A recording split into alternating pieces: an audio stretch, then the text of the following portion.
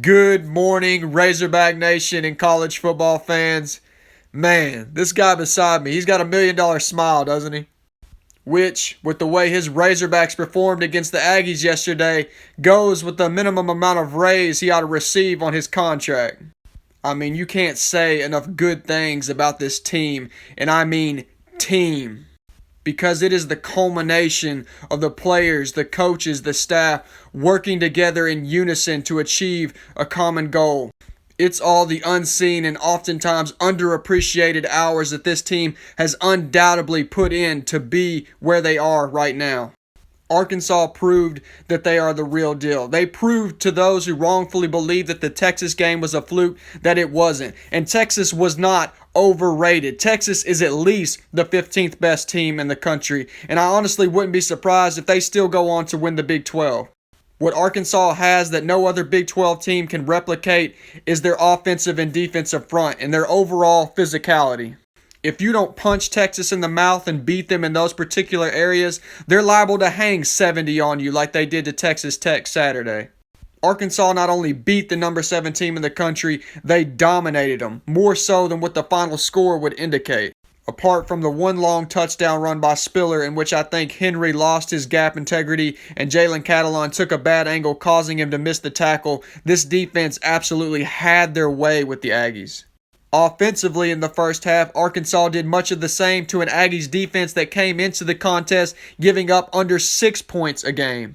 I give props to A&M's defense for really stepping up and playing better in the second half. I accredit much of Arkansas's struggles to that and obviously KJ Jefferson's injury. Had KJ not went down though, I don't think there's any doubt Arkansas would have expanded more upon their lead. But overall, I think Briles called another great game. I honestly get kind of annoyed at the overcritical and overdramatic fans that don't really understand the game trying to act like Briles doesn't know what he's doing. Just because a play doesn't work or an offense stalls at time doesn't mean it's the coordinator's play calling at fault. I've seen a lot of fans complaining that he wasn't passing the ball enough, but the reality is A&M, the majority of the game, was not willing to commit more than 6 people in the box at a time. And given that we were consistently in 11 personnel, which is 1 tight end and 1 running back, I personally thought we should have ran the ball more.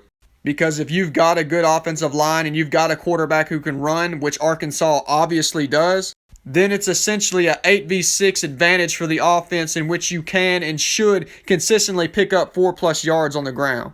I'm running out of time and I definitely think there's more to unpack about this game, so I'm going to go ahead and do a part 2 and I'll pin both of these so that they're easy to find. Hey there, Razorback Nation, college football fans. This is part 2 of my thoughts and reaction for Arkansas defeating number 7 Texas A&M. For part 2, I feel like I need to start with number 1, KJ Jefferson. I think for anyone who actually watched the game, it was pretty clear that KJ had a great, gritty, and gutsy performance. A performance that really kind of embodies what this team is as a whole.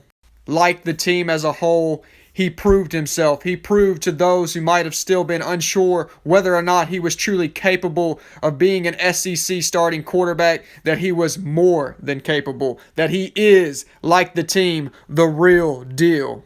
Once again, the team's performance as a whole was great, but his in particular was certainly impressive and praiseworthy. You got to give some credit to Malik Hornsby as well for coming into the game after KJ got injured and giving the offense enough to hold on to the lead even after A&M made a game of it again.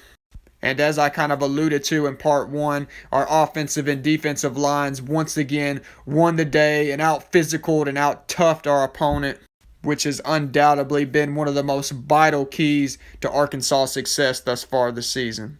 Apart from obviously the penalties and the mental mistakes, this team overall just had a fantastic game. Although it certainly doesn't get easier from here as they'll take on arguably the number 1 team in the country in Georgia, Arkansas has certainly looked like a top 10 team and should be ranked as such. We'll have to play the waiting game and see how the voters vote, but regardless what number they elect to put beside Arkansas's name, they are undoubtedly a top 10 team heading into this week. I am so unbelievably proud of and grateful for this team, all of them, the players, the coaches, the staff, all the way down, as I know you all are as well, Razorback Nation. And I look forward to the challenge of breaking down Georgia's tape and trying to find some weaknesses or some chinks in the Bulldogs' armor to try and convince myself that we have a legitimate shot at knocking them off in Athens this weekend. But for now, I'm just once again so proud of and thankful for this team. That's all for now. Thank you guys for your time. Once again, I want to say thank you guys for all the love and support. Thank you guys for being a part of the page. It is sincerely appreciated. As always, please share any thoughts or opinions you have in the comments section, as well as any suggestions you might have for me for future videos. Until next time, much love to you all. I pray you all stay safe and well, and whoop big! Go Hogs!